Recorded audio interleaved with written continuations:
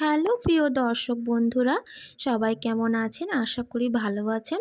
আমার আরেকটি নতুন ভিডিওতে সবাইকে ওয়েলকাম।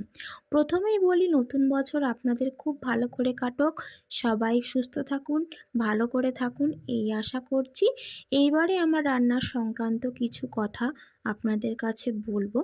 সেটা হচ্ছে, রান্না করতে গিয়ে অনেক সময় দেখা যায় কি, যে কোনো উপকরণ হাতের সামনে থাকে না। তাই বলে কি আমরা সেই রান্নাটা করব না? খেতে ইচ্ছা করেছে, তাও কিন্তু উপকরণের অভাবে চুপচাপ বসে থাকবো? একদমই না। যে উপকরণটি আপনার সামনে নেই, আপনার হাতের কাছে নেই, সেটার বিকল্প ভাবতে থাকুন এবং একটু বুদ্ধি খাটিয়ে নিজের ওপর ভরসা এবং বিশ্বাস রেখে রান্নাঘরে চলে যান। বিকল্প মানে আমি বলতে চাচ্ছি, এই ভিনেগারের বদলে লেবুর রস, বেসনের বদলে ডালের বাটা, আর হচ্ছে কর্নফ্লাওয়ারের বদলে হয়তো একটু ময়দা বা একটু চালের গুঁড়ো, এই ইত্যাদি ইত্যাদি এইগুলো আর কি। তো দেখুন, এই ভিডিওটি কেমন লাগলো আপনাদের অবশ্যই কমেন্ট করে বলবেন। আর আজকে আমি রান্না করেছিলাম হচ্ছে চিলি চিকেন ফ্রায়েড রাইস, একদম ঘরোয়া পদ্ধতিতে।